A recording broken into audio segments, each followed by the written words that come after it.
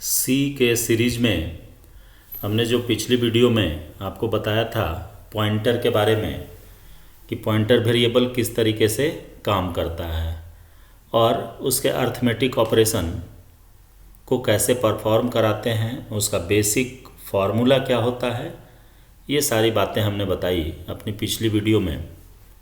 आज मैं इस वीडियो में आपको पॉइंटर के अलग अलग टाइप्स को डिस्क्राइब करूँगा, जो कि सबसे पहला है नल पॉइंटर। नल पॉइंटर का मतलब होता है कि वो पॉइंटर जो किसी भी मेमोरी लोकेशन को पॉइंट नहीं करे उसको नल पॉइंटर कहते हैं। जनरली ये नल वैल्यू को कंटेन करता है। तो जब हम किसी पॉइंटर को नल वैल्यू से असाइन कर दें तो उस केस में वो नल पॉइंटर कहलाता है। तो जैसे कि आपके स्क्रीन पर है कि एग्जाम्पल में आप देख सकते हैं कि यहाँ पर ptr इंटीजर टाइप का है और इंट एस्ट्रिक यानी कि पॉइंटर कर दिया और 0 डाले तो ये न्यूमेरिक नल हो गया। इसी तरीके से फ्लोट के साथ हम कर दें 0 तो ये भी एक नल पॉइंटर बनेगा ptr के लिए, कैरेक्टर के लिए भी होगा और डबल के लिए भी होगा। कैरेक्टर के लिए जैसा कि आप स्केप सीक्वेंस कैरेक्टर में पढ़े हैं कि \0 भी नल पॉइंटर के तरह काम करता है, यानी कि वो भी एक नल पॉइंटर है जो एंड ऑफ द स्ट्रिंग को रिप्रेजेंट करने के लिए यूज किया जाता है। और लास्ट में आप देख रहे हैं कि डायरेक्ट हम नल भी लिख सकते हैं। नल भी एक वैल्यू है जो दो नल इक्वल नहीं होता है, यानी 2 बार यदि नल लिखेंगे तो वो दोनों इक्वल नहीं होगा। इस नल का यूज हम लोग जनरली करते हैं कि जब पॉइंटर यानी कि डायनामिक मेमोरी के एलोकेशन की बात होगी तो उस डायनामिक मेमोरी के एलोकेशन के बाद उसमें यदि कोई वैल्यू हमें नहीं रखना रहता है तो हम वहाँ पर नल डाल देते हैं। यानी किसी का एड्रेस यदि नहीं रखना है तो उस जगह पर हम नल डाल देते हैं ताकि वो खाली न रहे, क्योंकि खाली रहेगा तो वाइल्ड पॉइंटर या डैंगलिंग पॉइंटर का सिचुएशन जनरेट हो सकता है।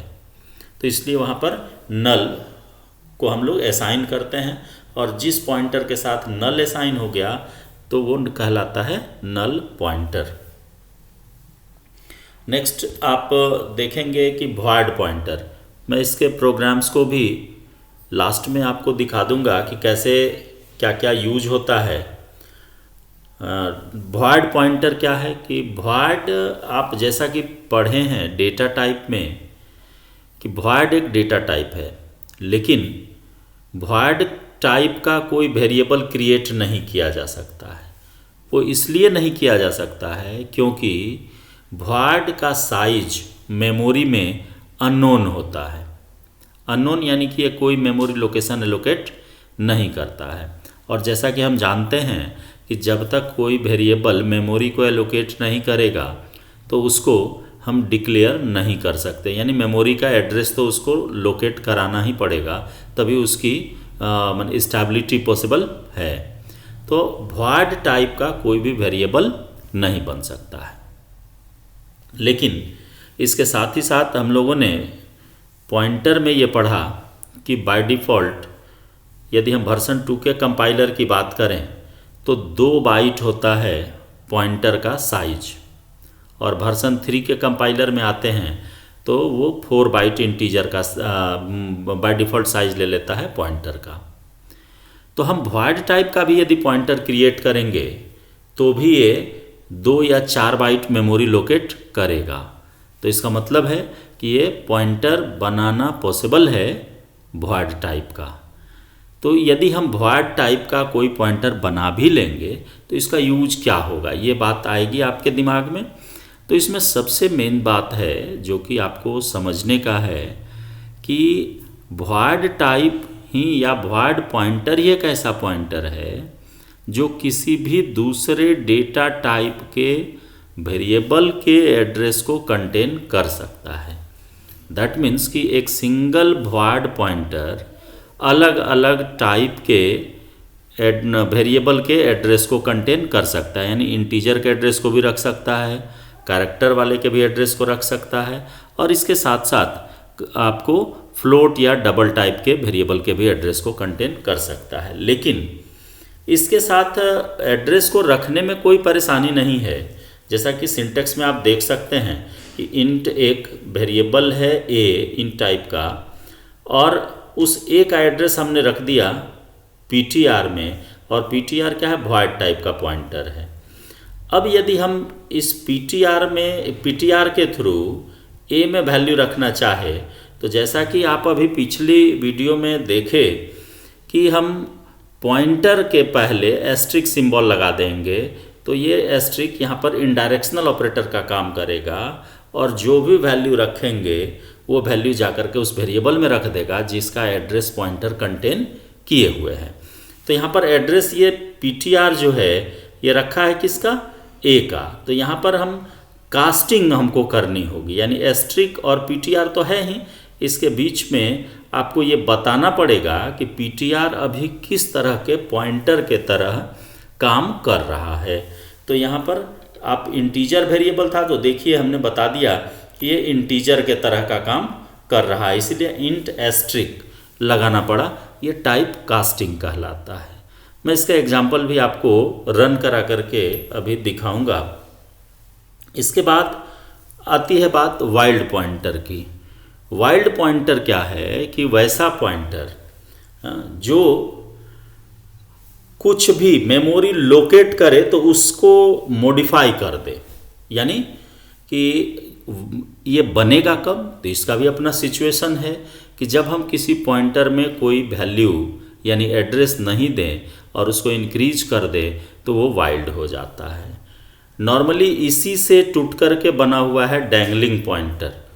तो हम लोग पहले वाइल्ड पॉइंटर को देख लेंगे कि वैसा पॉइंटर जिसमें कि हम किसी तरह के मेमोरी एड्रेस को स्टोर नहीं करें और उसको इंक्रीज करा दें, यानी प्लस प्लस कर दें, उसको आगे बढ़ा दें, तो उस केस में वो वाइल्ड हो जाएगा, और जिसका भी एड्रेस वो पकड़ेगा उस एड्रेस को या लोकेट करेगा उस एड्रेस को ये डिस्ट्रॉय या मॉडिफाई कर देगा, यानी कि उसके वैल्यू को चेंज कर सकता है।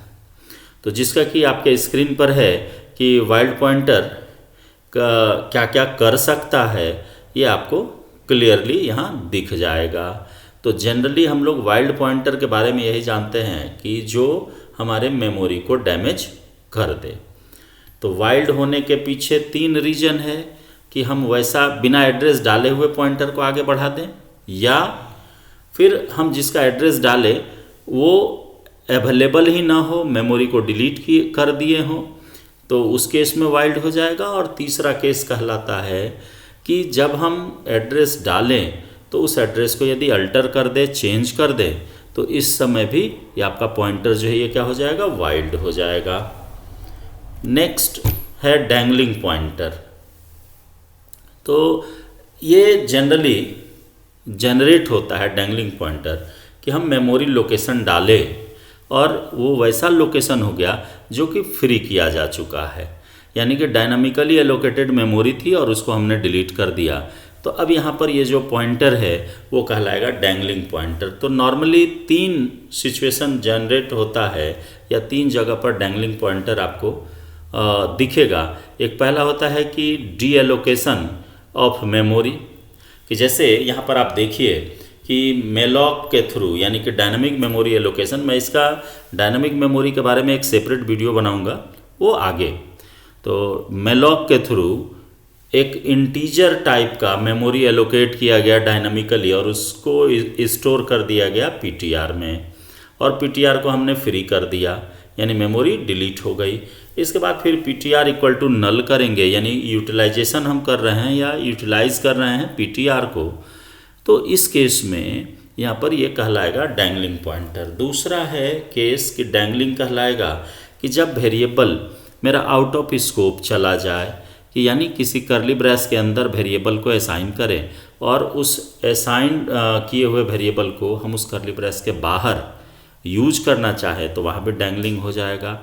और तीसरा होता है कि गार्बेज एड्रेस यदि स्टोर कर दिया जाए किसी पॉइंटर में, तो यहाँ भी ये डैंगलिंग हो जाएगा।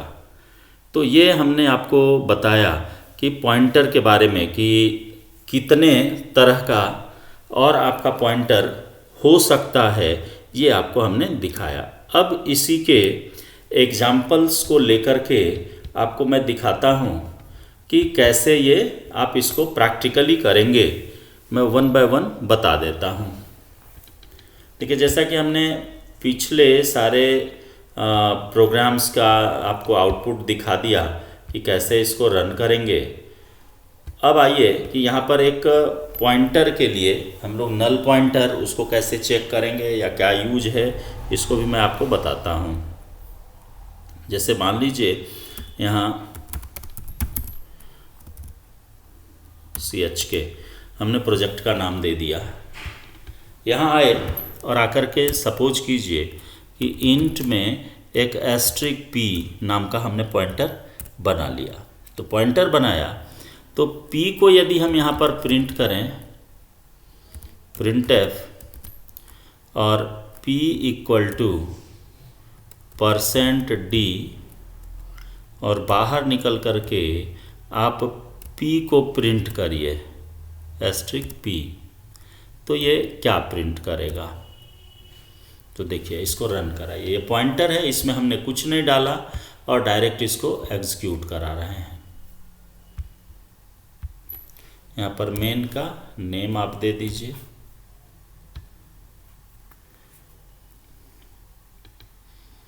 एग्जीक्यूट करेगा और आपको ये शो करेगा कि आखिर ये क्या आएगा उसका वैल्यू। देखिए ये आपको वैल्यू क्या दिखाया, कुछ से कुछ ये सिर्फ लिख देगा और यहाँ कहीं कुछ भी नहीं दिखा। अब देखिए इसी को मैं दिखाता हूँ। यहाँ से एस्ट्रिक हटाइए, वैल्यू कुछ नहीं था, ब्लैंक दिखा दिया। अब आइए इसको रन कराते हैं। तो यहाँ कराते हैं तो देखिए ये गार्बेज कुछ से कुछ प्रिंट कर दिया, यानी कि जो p कंटेन किए हुए वो क्या है, गार्बेज है। तो गार्बेज है तो इस गार्बेज को अब हटाएंगे कैसे। तो यहीं पर यदि हम कर दें p equal to null capital में, अब आइए इस प्रोग्राम को आप रन कराइए। देखिए p इक्वल्स टू 0, यानी कि इंटीजर था इसलिए आपको 0 शो करने लगा। तो इसका मतलब है कि जब हम नल असाइन कर दे किसी भी पॉइंटर में, तो वो पॉइंटर क्या हो जाएगा कि उस पॉइंटर के अंदर जो भी गार्बेज वैल्यू था वो सारा हट जाएगा। तो ये नल पॉइंटर का हो गया। आपको एग्जांपल्स मैंने लिख रखा था, उस एग्जांपल्स को आप रन करा करके देख सकते हैं हर एक के बारे में कि कैरेक्टर के साथ क्या होगा, इंटीजर के साथ क्या होगा, डबल के साथ क्या होगा, फ्लोट के साथ क्या होगा, ये आप देख लेंगे। दूसरा पॉइंट मेरा था कि वाइल्ड पॉइंटर। वाइल्ड पॉइंटर किसको कहेंगे। तो वाइल्ड पॉइंटर हो गया कि जैसे सपोज कीजिए कि यहाँ तो हमने नल असाइन किया, ये पॉइंटर है और पॉइंटर में हमने कुछ नहीं डाला, एक वेरिएबल और आप ले लीजिए i लूप चलाने के लिए, और यहाँ पर फॉर लूप हम यहाँ दे दिए और फॉर में दे दिए कि i equals to 0, i is less than equal to 5 and i plus plus.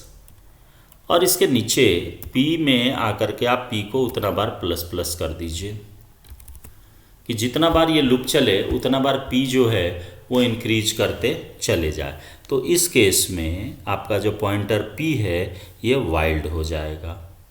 इसको रन करा करके आप देख लीजिए। वैल्यू आपको यहाँ तो कुछ समझ में नहीं आएगा क्योंकि कुछ से कुछ वैल्यू ये प्रिंट करते चला जाएगा। तो देखिए यहाँ पे जो डिफरेंसेस है, एक लगातार मेमोरी एलोकेट करता है। देखिए 60 है और 4 प्लस हुआ तो 64, फिर +4 होगा 8, फिर 72, 76 एंड 80। तो ये 4 बाइट का डिफरेंस वो करते चला जाता है और यहाँ पर ये जो पॉइंटर p है ये वाइल्ड हो जाता है। तो इसको वाइल्ड पॉइंटर के नाम से हम लोग जानते हैं। जो भी मेमोरी इस लोकेट ये करेगा उस मेमोरी को ये मॉडिफाई कर देता है। तो ये वाइल्ड पॉइंटर है। अब आते हैं, आपको मैं दिखाता हूँ वॉइड पॉइंटर के बारे में। तो जैसे आप देखिए यहाँ पर हमने एक वेरिएबल लिया a इंटीजर टाइप का। दूसरा वेरिएबल लिया फ्लोट बी और डबल सी और कैर डी। अब आइए और आकर के इस फर्स्ट मेमोरी लोकेशन यानी ए के एड्रेस को स्टोर करते हैं पॉइंटर में, यानी void एस्ट्रिक पी void और यहाँ पर लिखिए asterisk p equal to address of सबसे पहला वेरिएबल, या हम मान लो डी का ही देते हैं, तो डी हो गया तो कैरेक्टर टाइप हो गया। अब यहाँ पर हम एस्ट्रिक पी और ब्रैकेट स्टार्ट करेंगे कैर एस्ट्रिक, और इसके बाद यहाँ पर आपको जो रखना है वेरिएबल का पहले नेम दे दीजिए पी इक्वल टू, और सिंगल कोट में सपोज कीजिए हम एक्स रखें, तो एक्स जाकर के स्टोर हो जाएगा किसमें, डी में, जो जिस वेरिएबल का एड्रेस रखे हुए हैं उसमें जाकर के ये स्टोर हो जाएगा। अब देखिए p equal to address of, और इस बार रख रहे हैं हम c को, तो c कैसा है, डबल टाइप का है। तो अब यहाँ पर हम यदि लिखें कि एस्ट्रिक और ब्रैकेट में डाल दें डबल एस्ट्रिक और p इक्वल टू, और यहाँ दे दें 67.67 डिजिट का आप दे दीजिए, ये स्टोर कर लेगा, ये डबल टाइप हो गया। आप देखिए इसके बाद फिर आप p में स्टोर कीजिए address of b float type का है, तो यहाँ पर हम लिखेंगे एस्ट्रिक ब्रैकेट में फ्लोट और एस्ट्रिक, देन बाहर निकल करके आप p दीजिए, p इक्वल टू 1.34 और हम सेमीकोलन दे देंगे। आप देखिए अब यहाँ पर p equal to address of a और एस्ट्रिक ब्रैकेट स्टार्ट का इंटीजर है तो इंट देंगे और एस्ट्रिक दे देंगे, और यहाँ पर लिखेंगे a इक्वल टू 34। अब आइए, ये तो हम स्टोर तो कर दिए, लेकिन आप तो ये देख रहे हैं कि हम पॉइंटर के थ्रू स्टोर किए, एक ही पॉइंटर p है, कभी वो इंटीजर की तरह काम कर गया, कभी फ्लोट, कभी कैर। अब आइए इसको चेक करते हैं a b c d के वैल्यू को, तो हमारा जो वैल्यू यहाँ से असाइन हमने किया है ये सारा वैल्यू मिलना चाहिए, तो चेक करते हैं इसको। यहाँ लिखेंगे printf \n a equal to %d b equal to %f c equal to %lf long float double के लिए, और %d equal to %c character है। अब यहाँ आकर के कॉमा देंगे a, b, c, d। अब देखिए इसको आप यहाँ टर्मिनेट करिए। अब इसको रन करने के बाद आप देखिए कि सारा वैल्यू जो हमने असाइन किया ए बी सी डी का, वो सारा वैल्यू मिल जाता है। यहाँ पर आउटपुट कुछ नहीं आ रहा, फिर हम लोग चेक कर लेंगे कि आखिर परेशानी कहाँ से है। तो प्रिंटफ यहाँ मेन इंट डबल कैर %d, वैल्यू पहले कम करते हैं और उसके बाद चेक करते चले जाएंगे कि कहाँ से ये गड़बड़ है। p d में रखे, d के लिए c दिया %c। अच्छा प्रिंटफ, और यहाँ पर ही पहले चेक कर लेते हैं d equal to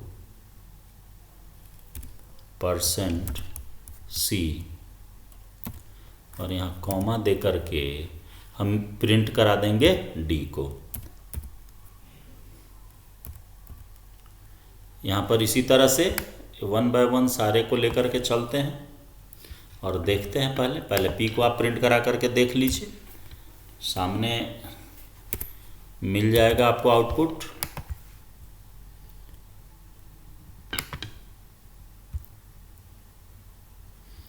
x D का वैल्यू,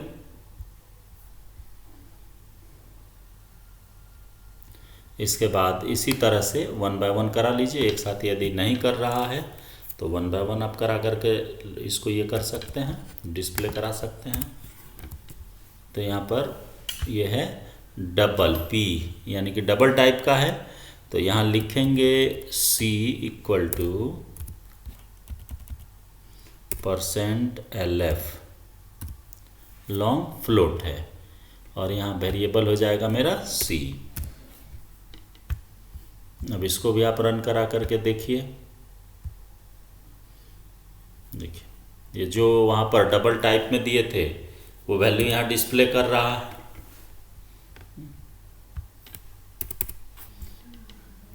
इसको एग्जीक्यूट कराइए। ये 2 वैल्यू तो दिख रहा। चलिए तीसरे वैल्यू को भी प्रिंट करते हैं। एक साथ ये नहीं उठा रहा है। तीसरे वैल्यू के लिए फिर यहाँ पर आपको प्रिंट करना पड़ेगा, और ये वेरिएबल है मेरा b equal to %F, float type का है, और यहाँ पर b को प्रिंट कर देंगे। और लास्ट में हम लोग यहाँ प्रिंट कर देंगे a को। और सॉरी, यहाँ पर आपका गलत हुआ था, यहाँ देंगे p। अभी आपका काम कर जाता।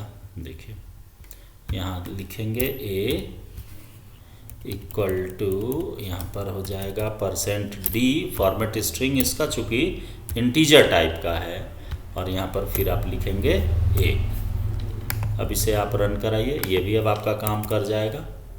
चूँकि फॉर्मेट स्ट्रिंग का उलटफेर हो गया था इसलिए वो डिस्प्ले नहीं कर रहा था। अब आप इसको रन कराइए।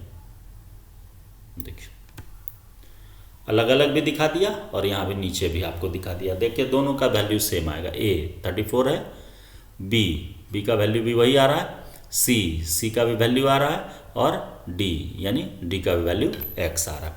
तो देखिए एक ही पॉइंटर है, पॉइंटर मेरा एक ही है, लेकिन जब ये एग्जीक्यूट करता है तो एग्जीक्यूट करने के बाद ये डिस्प्ले करता है डिफरेंट टाइप से वेरिएबल को। तो जैसे ही हम एड्रेस स्टोर करते हैं तो ये डिपेंड कर जाता है उसी एड्रेस पर, कि जिसका एड्रेस है उसके तरह के पॉइंटर के तरह इसको बिहेव करा दिया जाता है टाइप कास्टिंग करके। तो ये रहा पॉइंटर का। और भी अगली वीडियो में मैं एक पॉइंटर के कंसेप्ट पर लेकर के चलूँगा डायनेमिक मेमोरी के लिए, कि कैसे डायनेमिक मेमोरी एलोकेट करते हैं। तो इस वीडियो में बस इतना ही।